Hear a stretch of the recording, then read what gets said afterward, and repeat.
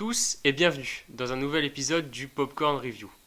Ça fait très plaisir pour mon équipe, pour moi-même, de vous revoir après de longs mois d'absence et des vacances bien méritées, il faut le dire. Désormais, chaque semaine, vous pourrez avoir du contenu sur un film en particulier, à la fois sur Spotify et sur YouTube.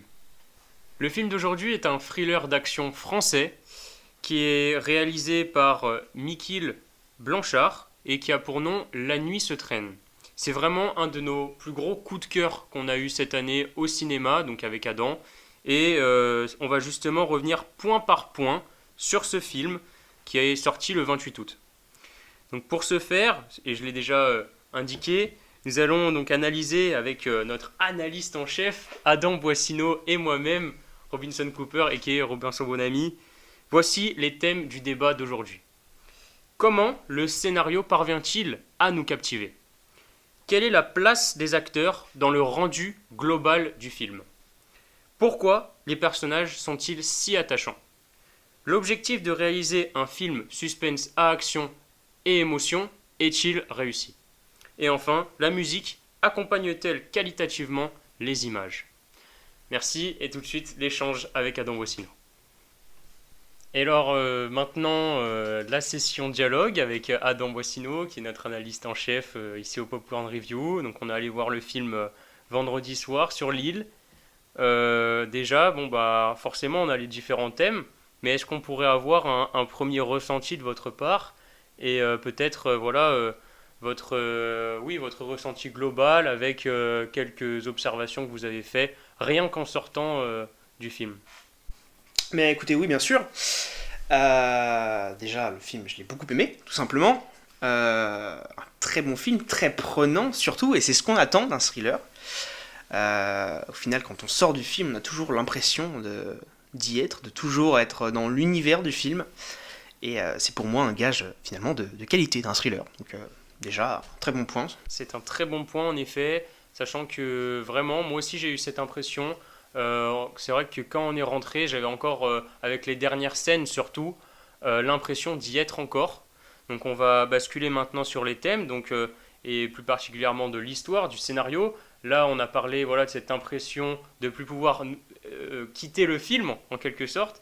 Mais alors, comment le scénario parvient-il à nous captiver ? C'est la première question que je pose à Adam. Vous pouvez y répondre. Bah bien sûr, je suis là pour ça. Le scénario déjà est très bien écrit. Là où moi j'ai bien aimé ce scénario, c'est que il nous surprend.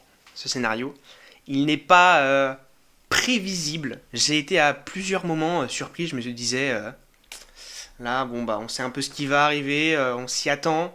Finalement non. Le personnage principal, Maddy, arrive à faire des choix toujours surprenants. Alors évidemment, on n'y est pas, donc... Et surprenant aussi parce que ce qui lui arrive est d'autant plus surprenant. Évidemment. Il vit des choses terribles, ce Maddy, et tout semble s'écrouler autour de lui. Il est la mauvaise personne, en fait, dès le début. Un pauvre serrurier se retrouve au milieu d'une armada et il peut pas vraiment faire grand-chose avec ses petits moyens. Et on voit que tout s'acharne contre lui. Et c'est un scénario vraiment très bien pensé, très bien imaginé, parce que clairement, il y a de nombreux rebondissements. C'est à ça que je pensais directement après la séance. Et on s'ennuie pas. Le film est très court et l'impression face à l'écran aussi est très courte. Je suis entièrement d'accord. On peut maintenant peut-être parler de la place des acteurs. Donc, quelle est la place des acteurs dans le rendu global du film ? Donc, c'est vrai que lorsqu'on évalue un film, on aime bien toujours s'intéresser à la prestation des acteurs, qui sont parfois aussi des vedettes maintenant dans le cinéma français. On a un cinéma français quand même maintenant très garni, j'ai envie de dire. Romain Duris a notamment, avec le règne animal, fait une très belle année dernière. Et cette année, il semble très bien parti. On a aussi Jonathan Feltre qui fait un très bel acting. Qu'est-ce que vous avez pensé un peu de cet acting ?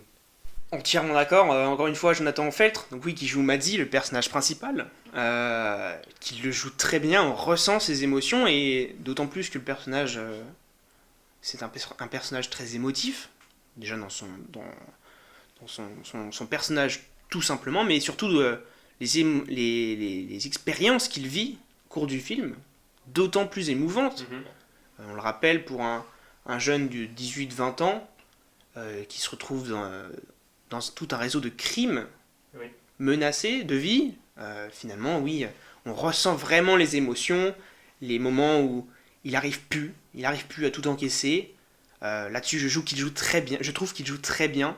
Et, comme vous l'avez dit, hein, Romain Duris également, qui on pensait qu'il savait jouer, on le savait. Les protagonistes, surtout, Voilà, il a souvent joué des protagonistes. Là, il se retrouve dans l'antagoniste suprême, exactement. sans émotion, cynique. Et c'est ce qu'a dit aussi je ne sais plus. Mikil. Mikil, voilà, Blanchard, c'est ce qu'il a dit. Le personnage de Romain Duris, donc Yannick, Et on ne sait pas vraiment qui il est. Voilà. c'est pas vraiment qui il est mystérieux, et c'est ce il a dit, ces mots, mystérieux mais charmant. Contrairement à souvent où on voit des chefs mafieux très baraqués, avec des cicatrices dans tous les sens, là, on voit un personnage charmant qui est d'autant plus terrifiant. C'est ça, parce que le fait qu'on ne sache rien sur lui fait que.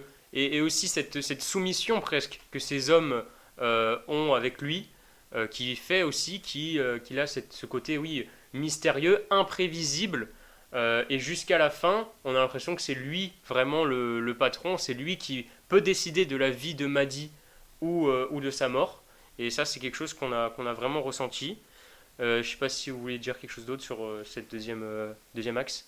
Bah, globalement, oui, une belle performance de tous les acteurs, hein, Ouais. les personnages notamment de Théo, Ok. de Claire également. Très On bien dévoile joué pas aussi. on dévoile pas ici, on fait pas de spoil. On ne spoile rien ici. Et donc on en arrive à ce troisième thème. Donc pourquoi les personnages sont-ils si attachants? Donc ce qui est la logique, hein, par rapport au deuxième thème qu'on vient d'évoquer concernant la place des acteurs. Donc là on s'intéresse maintenant aux personnages. Avec pour moi le personnage de Maddy, avec tout ce qu'il vit.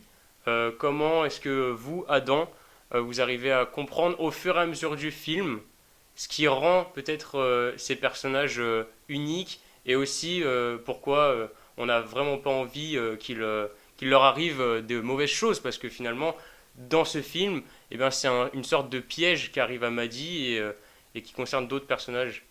Oui, enfin exactement. Vous l'avez dit, le personnage de Maddy hyper attachant, de par les émotions qu'il transmet. Forcément, si on voit un personnage ressentir des émotions, si c'est bien joué, on les ressent aussi et on s'implique dans le personnage. Donc forcément, là, la prestation était bonne.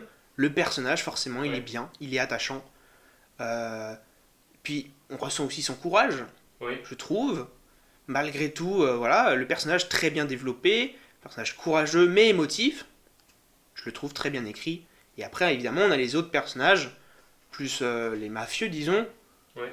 qui sont pour la plupart bien écrits. Certains, peut-être trop peu développés. Un peu dissimulé, et on ne sait pas réellement qui ils sont, et il peut y avoir des moments où voilà, on se demande un peu quelle est leur vraie utilité par rapport aux méchants, à Yannick. Mais donc sur le côté de l'émotion, on sait que c'était l'objectif du réalisateur, de réaliser un film suspense à la fois à action et à émotion. Donc sur les deux plans, on ne peut pas être déçu lorsqu'on va voir ce film. Et ça, c'est vraiment quelque chose à noter. Est-ce que vous avez un commentaire par rapport à ça, par rapport à l'objectif du réalisateur? Ben oui, parce que au final, Mikil, Oui. j'ai toujours un doute, désolé. Oui. Effectivement, c'est ce qu'il voulait. En plus de ça, la caméra, le film suit seulement, en tout cas très principalement, le point de vue de Maddy, qui du coup Mhm. fait que c'est d'autant plus immersif. On ne sait pas trop ce qui se passe de l'autre côté, on a juste des petites brèves. Donc là-dessus, c'est très bien écrit. Puis après, d'autres objectifs qu'il avait, ce réalisateur, dans le film, c'est aussi de prendre Bruxelles, sa Ouais. ville un peu de cœur, Qui est majoritairement filmé la nuit. qui est majoritairement dans ce film. Oui, dans ce film-là, mais bon, ça peut être du coup son objectif. On en vient aussi après avec les qualités images. Oui. Et c'est vrai que ce qui est bien et ce qui est immersif, c'est ce côté, voilà, Bruxelles la nuit, avec tous ces jeux de lumière et l'obscurité qui y règne. Je suis d'accord. Ça a été très bien tourné, malgré quelques difficultés. Forcément, disons, bloquer certaines rues la nuit Mhm. pour des scènes d'action en plus de ça, c'est pas forcément simple. Mais malgré tout, ça a été très bien réalisé. On l'a vu. Et vous le verrez aussi. Mais en tout cas, oui, l'objectif du film a été très bien rempli. C'est un film qui se veut intelligent, mais en même temps divertissant. Et ça, c'est un pari qui reste quand même assez hors du commun. Souvent, on a des films un peu de ce type intelligent Oui, qui sont réservés au final. dans le sens où le divertissement, parfois, les personnes ont tendance à croire que le divertissement ne passe que par le visuel, mais ce qui prime dans ce film-là, c'est la façon dont la musique, et donc j'en arrive au dernier thème, la musique qui accompagne comme ça les scènes d'action et qui les rendent encore plus belles et encore plus touchantes. Donc, alors par rapport à la musique déjà, est-ce que vous trouvez qu'elle est bien réalisée, qu'elle accompagne bien? Bah effectivement, la musique, elle n'est pas, disons, mémorable. C'est pas une musique que je retiens forcément après, mais Mhm. ce que je retiens, c'est qu'elle m'a forcément impacté pendant le film. Encore une fois, l'immersion. Les musiques sont très bien composées pour accompagner les émotions du spectateur, pour qu'on ressente la peur, la tristesse, la joie, même si bon, c'est assez peu présent dans le film, c'est pas le sentiment premier. Et effectivement, ça accompagne également très bien les plans, qui en plus de ça sont plutôt bien choisis. J'ai trouvé que les plans étaient bien faits, encore une fois très immersifs, et c'est forcément le but de tout ce qui est visuel, tout ce qui concerne les plans et les images. Très bien, donc merci beaucoup d'avoir répondu à ces questions. Je vous en lâche une petite dernière peut-être sur la notation de ce film. On sait que vous êtes habitué, vous êtes analyste, donc vous savez à peu près noter les différents thèmes. Alors je crois que vous me les avez envoyés, vos notes, mais est-ce que peut-être vous pourrez les redire? Alors si on reprend les catégories, donc peut-être sur le scénario déjà, il me semble que vous m'avez mis 9. 9, oui, bah, comme on l'a dit, un scénario très bien réalisé. Ce n'est pas le meilleur thriller, mais probablement un des meilleurs de sa catégorie. Et à mon avis, Sûrement le meilleur que j'ai vu cette année, moi. Voilà. Mais après, du coup, c'est cette année et peut-être qu'il y en a d'autres. on verra peut-être d'autres, oui, plus tard. C'est ça. En tout cas, oui, un des meilleurs, je trouve, qu'on va retenir pendant quelques temps. Après, concernant les personnages et peut-être d'abord les performances d'acteurs. Vous vous souvenez, vous avez mis 9, je crois. Je crois, oui. Aussi. 9 sur les performances d'acteurs qui, encore une fois, sont mémorables. Moi, je pense, et je n'arrêterai pas de penser à Jonathan Feltre et Romain Duris, qui Mhm. sont pour moi les deux fils conducteurs. D'un côté, le mafieux mystérieux, sans pour autant être effrayant physiquement. Il est terrifiant un peu dans le mystère et dans le charme qu'il a, le personnage. Oui. Et d'un autre côté, forcément, les performances de Maddy et de Jonathan. Remarquable jeu d'acteur, par de J'ai vraiment été bluffé par cet acteur. Et après, concernant les personnages. Les personnages, j'ai mis 8, je crois. Ouais. Donc 8, oui, comme je viens de le dire, un des personnages, encore une fois. À part, du coup, peut-être ce qui faisait tâche, c'est on va dire, parfois, voilà, ce qui peut déranger, c'est ce léger manque de développement sur, on va dire, toute l'équipe de Yannick, du méchant. On ne sait pas vraiment qui ils sont, mais ça, on y est un peu revenu, et c'est pour ça peut-être qu'on met la note de 8. Et après, du coup, concernant l'objectif, je crois que pareil, c'était 8. Alors, on est revenu dessus. 8, ça correspond à quoi? Ça correspond en termes d'adjectifs par rapport à un objectif comme ça. Alors ce serait, disons, voilà, C'est très bien, l'objectif, oui, c'est du très bien. C'est très bien. Les objectifs de réalisateur, encore une fois, ils ont été remplis. Le film reste intelligent, bien réalisé, et pour autant divertissant. Et c'était encore une fois l'objectif de Mikil, qui était de Mikil Blanchard, pardon. Ouais, oui. Et surtout qu'après, bah, si on cumule tout, donc je rappelle parce que la dernière catégorie, vous avez mis 8 aussi, Oui. sur la qualité image, plan, et du coup, on inclut aussi la musique dedans. Ce qui fait que en tout, c'est un film 4 étoiles quand même, parce qu'il a plus de 4 sur 5, il a 4,2 selon nos propres notations, et ça en fait directement un des meilleurs films à aller voir en ce moment. Et sur ce, bah, je pense qu'on peut clore ce dialogue. Ça a été vraiment très agréable de parler avec vous, Adam, comme toujours. Comme toujours, un plaisir. Merci à tous d'avoir suivi ce nouvel épisode donc, du Popcorn Review sur La Nuit se traîne, nouveau thriller, film d'action français. On remercie vraiment aussi toute l'équipe, c'est-à-dire Adam Boissino et moi-même, Robinson Bonamy. Très fier de reprendre le contenu. Après, donc, je l'ai dit en introduction, c'est moi où on n'a pas pu vous proposer. Mais par contre, maintenant, de manière hebdomadaire, vous allez avoir du contenu à la fois sur Spotify et sur YouTube. Donc vraiment, restez branchés. Ça arrive. Et encore merci. Merci du fond du cœur.